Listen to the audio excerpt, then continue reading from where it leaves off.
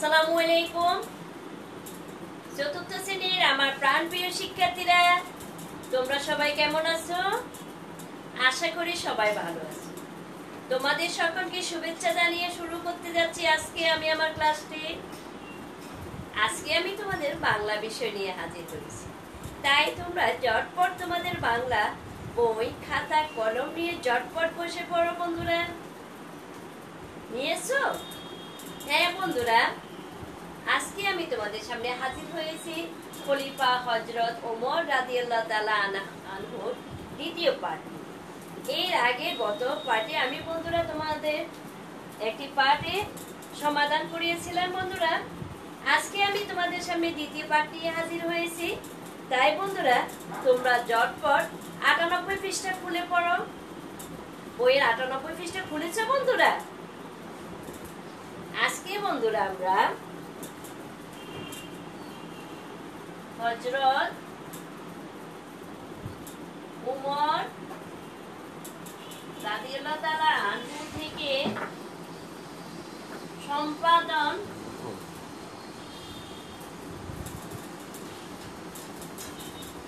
করতেন পর্যন্ত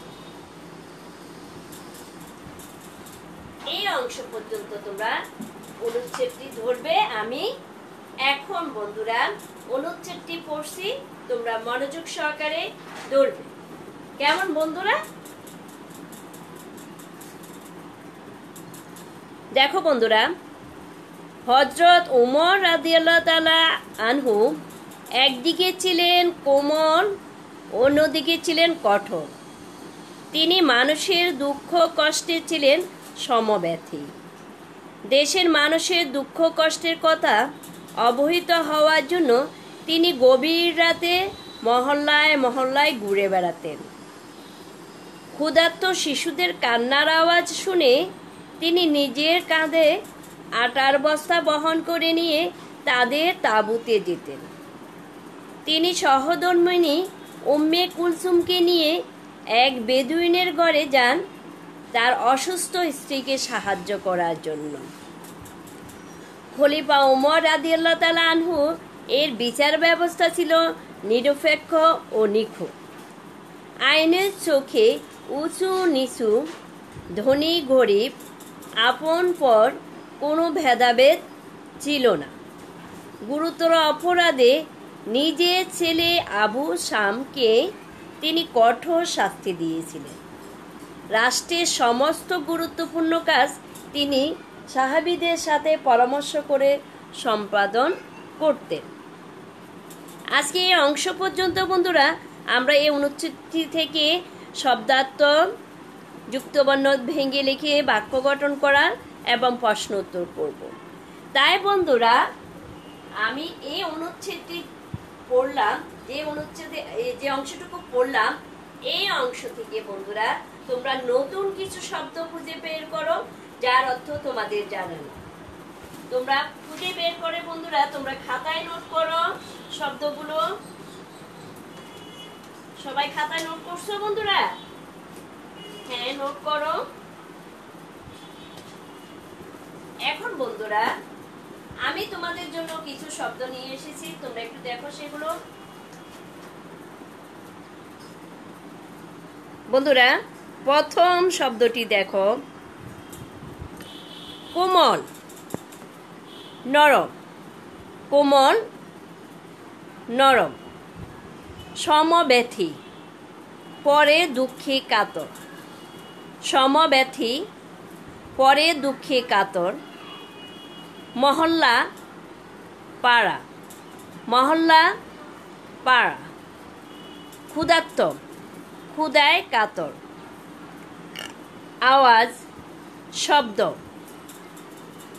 আওয়াজ, শব্দ। বন্ধুরা তোমরা সবাই খাতায় নোট করে নাও। নিয়েছো বন্ধুরা? তাহলে বন্ধুরা আজকের অনুচ্ছেদ থেকে তোমরা কিছু যুক্তবর্ণ সম্বলিত শব্দ খুঁজে বের করো তো দেখি। সবাই কিছু শব্দ বের করো যেগুলোর মধ্যে যুক্তবর্ণ আছে। বন্ধুরা বের করেছো? আমিও কয়েকটি শব্দ বের করেছি। দেখো বন্ধুরা শব্দগুলো সবাই একটু দেখো। আমার প্রথম শব্দটি মহল্লা, মহল্লা। এর মধ্যে যুক্তবর্ণ কি আছে বন্ধুরা বলো তো দেখি? ল, ল, ল, ল। পরের যুক্তবর্ণটি আমি বের করেছি, দেখো, অসুস্থ, অসুস্থ। স, থ। যুক্তবর্ণটি কি আছে বন্ধুরা? স, থ, স, থ। এরপর আমি বের করেছি, দেখো, সম্পাদন, সম্পাদন। এখানে যুক্তবর্ণ কি আছে বন্ধুরা বলো তো দেখি? ম, প, ম, প, ম, প। এরপরে দেখো যুক্তবর্ণ কি আছে বন্ধুরা এখানে বস্তার মধ্যে? স, ত, স, ত। ঠিক আছে বন্ধুরা, তোমরা দেখেছো? এখন বন্ধুরা আমরা এই যুক্তবর্ণগুলো ভেঙে এখন শব্দ গঠন করব বন্ধুরা। দেখো বন্ধুরা, প্রথম যুক্তবর্ণটি কি? ল, ল। এটিকে ভাঙো বন্ধুরা। ল যোগ ল। একটি নতুন শব্দ গঠন করো বন্ধুরা। আল্লাহ। খুব সুন্দর। আল্লাহ দিয়ে একটি বাক্য গঠন করো বন্ধুরা। আল্লাহ সর্বশক্তিমান, আল্লাহ সর্বশক্তিমান।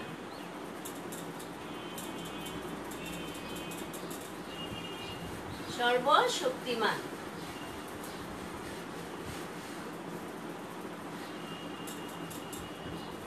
আল্লাহ সর্বশক্তিমান। দেখো বন্ধুরা, আমরা প্রথম যুক্তবর্ণটি ভেঙে বাক্য গঠন করেছি। এখন দেখো বন্ধুরা, অসুস্থের মধ্যে কি আছে? স, থ, স, থ। এটিকে ভেঙে লেখো বন্ধুরা। স যোগ থ, স যোগ থ, স যোগ থ। একটি নতুন শব্দ গঠন করো বন্ধুরা। স্থান, স্থান।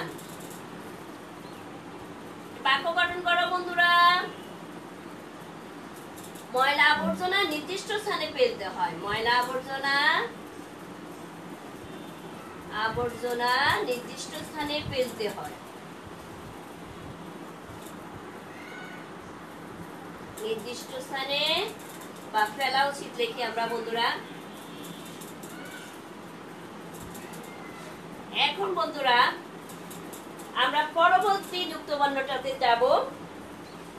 সম্প্রদান, ম, প, ম, প, ম, প। তোমরা ভেঙে রাখো বন্ধুরা। ম যোগ প, ম যোগ প। বন্ধুরা একটি নতুন শব্দ গঠন করো তো দেখি। পারবে বন্ধুরা? সম্পদানে আমরা কি পাইতে পারি বন্ধুরা? সম্পদ, সম্পদ। সম্পদ দিয়ে একটি বাক্য গঠন করো বন্ধুরা। অবৈধ সম্পদ শান্তি নষ্ট করে। অবৈধ সম্পদ শান্তি নষ্ট করে। অবৈধ সম্পদ শান্তি নষ্ট করে। অবৈধ সম্পদ শান্তি নষ্ট করে। অবৈধ সম্পদের মধ্যে কোনো শান্তি নেই, কেমন বন্ধুরা? এরপরে যুক্তবর্ণটি দেখো বন্ধুরা কি? স, ত, স, ত, স, ত। ভেঙে লেখো বন্ধুরা। স যোগ স, ত। আমরা ভেঙে লিখি স যোগ ত, স যোগ ত। বন্ধুরা কি হতে পারে দেখো তো বন্ধুরা, বলো তো দেখি। শাস্তি। অপরাধ করলে শাস্তি পেতে হয়। অপরাধ করলে শাস্তি পেতে হয়। অপরাধ করলে শাস্তি পেতে হয়। কিউ আছে বন্ধুরা এখানে। কিউটা আমরা গত পাঠে করেছিলাম। কিউ দিয়ে আমরা কি করেছিলাম বন্ধুরা? কিউ হচ্ছে যুক্তবর্ণটা ভেঙে লিখলে হয় ক যোগ স, ক্ষমা, ক্ষমা, মহৎ গুণ। গত পাঠে আমরা করিয়েছিলাম বন্ধুরা। তাহলে এখন বন্ধুরা তোমরা এটি খাতায় নোট করে নাও সবাই। দেখো বন্ধুরা, প্রথম যুক্তবর্ণটা কি? ল, ল। ভেঙে লিখলে হবে ল যোগ ল। আল্লাহ, আল্লাহ সর্বশক্তিমান। স, থ, স যোগ থ, থ স্থান, ময়লা আবর্জনা নির্দিষ্ট স্থানে ফেলতে হয়। ময়লা আবর্জনা নির্দিষ্ট স্থানে ফেলা উচিত। ময়লা আবর্জনা নির্দিষ্ট স্থানে ফেলা উচিত। ময়লা আবর্জনা নির্দিষ্ট স্থানে ফেলা উচিত। ম যোগ ফ সম্পদ, অবৈধ সম্পদ শান্তি নষ্ট করে। স যোগ ত শাস্তি, অপরাধ করলে শাস্তি পেতে হয়। আবার দেখো বন্ধুরা, আমি পড়ছি আল্লাহ সর্বশক্তিমান। স্থান, ময়লা আবর্জনা নির্দিষ্ট স্থানে ফেলা উচিত। সম্পদ, অবৈধ সম্পদ শান্তি নষ্ট করে। সত শাস্তি, অপরাধ করলে শাস্তি পেতে হয়। ঠিক আছে বন্ধুরা। এখন বন্ধুরা, আজকে যে পাঠ্যাংশটি আমরা পড়লাম, এইখান থেকে বন্ধুরা আমি দুটি প্রশ্ন তোমাদেরকে এখন করতে দেব, দেখি তোমরা পারো কিনা বন্ধুরা। প্রথম প্রশ্নটি দেখো,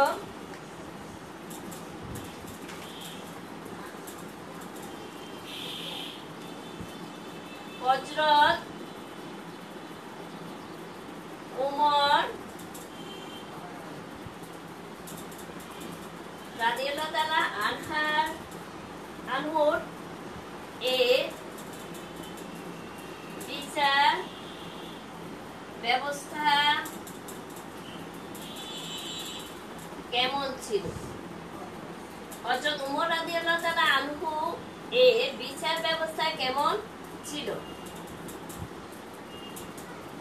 দেখি বন্ধুরা তোমরা প্রশ্নটি পারবে কিনা দেখো তো।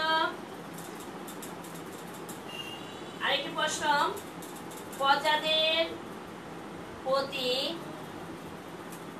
হযরত ওমর রাদিয়াল্লাহু তাআলা আনহুর এর ভালোবাসার একটি উদাহরণ দাও। বন্ধুরা, এই দুটি প্রশ্ন দেখি তোমরা পারবে কিনা দেখো তো। দেখি বন্ধুরা তোমরা পারো কিনা। দুটি প্রশ্ন দেখো। প্রথম প্রশ্নটি কি? হযরত ওমর রাদিয়াল্লাহু তাআলা আনহু এর বিচার ব্যবস্থা কেমন ছিল? আরেকটি প্রশ্ন হলো, প্রজাদের প্রতি হযরত ওমর রাদিয়াল্লাহু তাআলা আনহুর এর ভালোবাসার একটি উদাহরণ দাও। এখন বন্ধুরা, এই দুটি প্রশ্ন কিন্তু আজকে অনুচ্ছেদে আছে।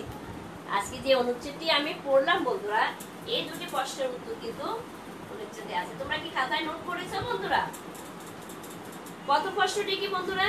খলিফা ওমর রাদিয়াল্লাহু তাআলার বিচার ব্যবস্থা, আনহুর বিচার ব্যবস্থা কেমন ছিল? কেমন দেখো বন্ধুরা, খলিফা ওমর রাদিয়াল্লাহু তাআলা আনহু এর বিচার ব্যবস্থা ছিল নিরপেক্ষ ও নিখুঁত। আইনের চোখে উঁচু নিচু, ধনী গরিব, আপন পর কোনো ভেদাভেদ ছিল না। এই কথাটাকে আমরা একটু সাজিয়ে লিখি। উঁচু নিচু, ধনী গরিব, আপন পর কোনো ভেদাভেদ না করে সঠিক বিচার করতেন। ওমর রাদিয়াল্লাহু তাআলা আনহু কি করতেন? উঁচু নিচু, ধনী গরিব, আপন পর কোনো ভেদাভেদ না করে সঠিক বিচার করতেন। তাহলে আমরা কি লিখবো? খলিফা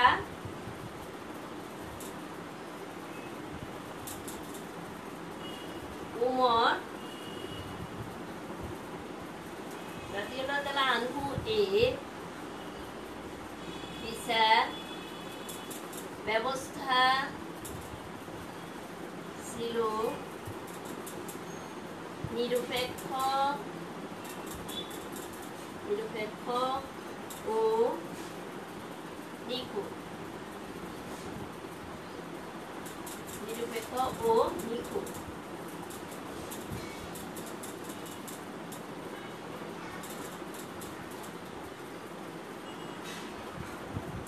তিনি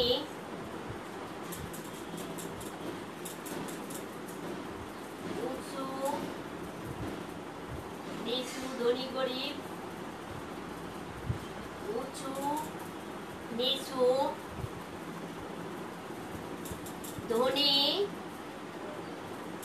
গরিব, আপন পর পর কোনো ভেদাভেদ না করে সঠিক বিচার করতেন। সঠিক বিচার করতেন। এমন একটি উদাহরণ আছে না বন্ধুরা? তিনি তার নিজ পুত্রকেও কিন্তু কঠোর শাস্তি দিয়েছিলেন। কেমন? হ্যাঁ বন্ধুরা, তাহলে উত্তরটি আমরা কি লিখলাম দেখো তো বন্ধুরা। খলিফা ওমর রাদিয়াল্লাহু তাআলা আনহু এর বিচার ব্যবস্থা ছিল নিরপেক্ষ ও নিখুঁত। তিনি উঁচু নিচু, ধনী গরিব, আপন পর কোনো ভেদাভেদ না করে সঠিক বিচার করতেন। এখন বন্ধুরা এরপরে প্রশ্নটি কি বলেছে? প্রজাদের প্রতি হযরত ওমর রাদিয়াল্লাহু তাআলা আনহু এর ভালোবাসার একটি উদাহরণ দাও। তাহলে বন্ধুরা এই উত্তরটা একটু দেখো তো বন্ধুরা, তোমরা পারবে কিনা।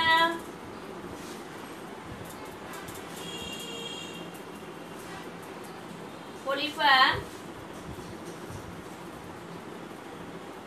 হযরত ওমর রাদিয়াল্লাহু তাআলা আনহু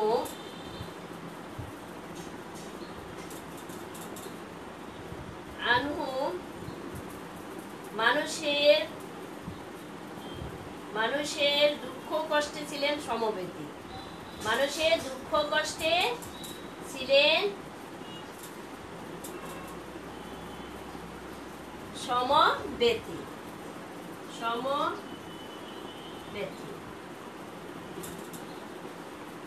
দেশের মানুষের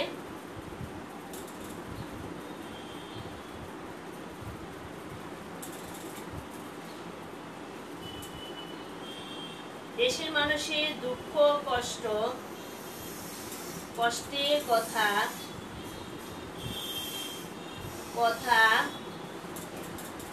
অবহিত হওয়ার জন্য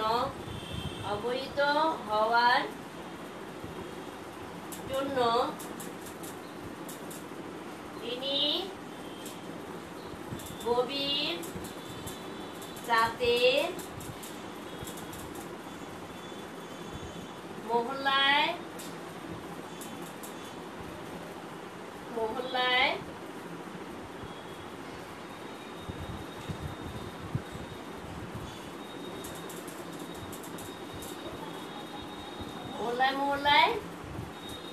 ঘুরে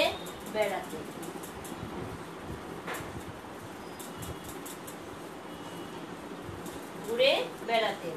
ক্ষুধার্ত শিশুদের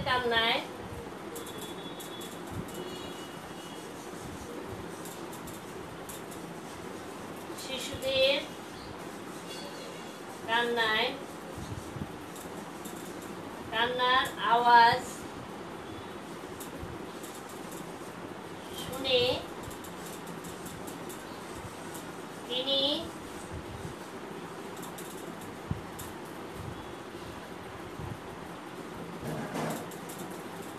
তিনি নিজের কাঁধে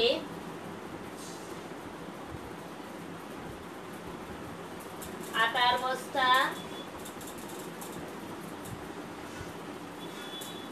বহন করে নিয়ে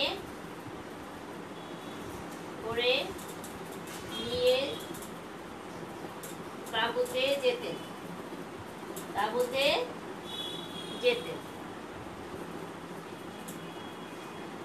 প্রজাদের প্রতি তার ভালোবাসা এমনই ছিল।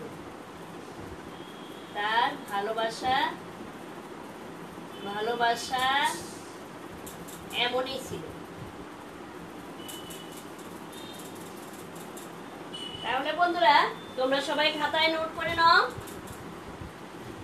প্রজাদের প্রতি হযরত ওমর রাদিয়াল্লাহু তাআলা আনহু এর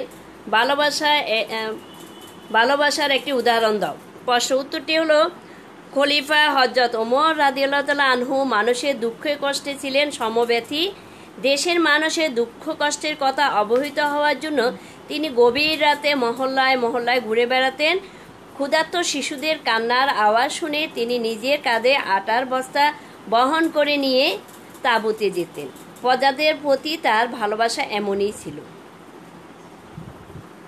তাহলে বন্ধুরা, আশা করি তোমরা সবাই খাতায় নোট করে নিয়েছো। আমি এখন বন্ধুরা তোমাদের বাড়ির কাজ দিব। বাড়ির কাজটি অবশ্যই বন্ধুরা তোমরা বাসায় করবে।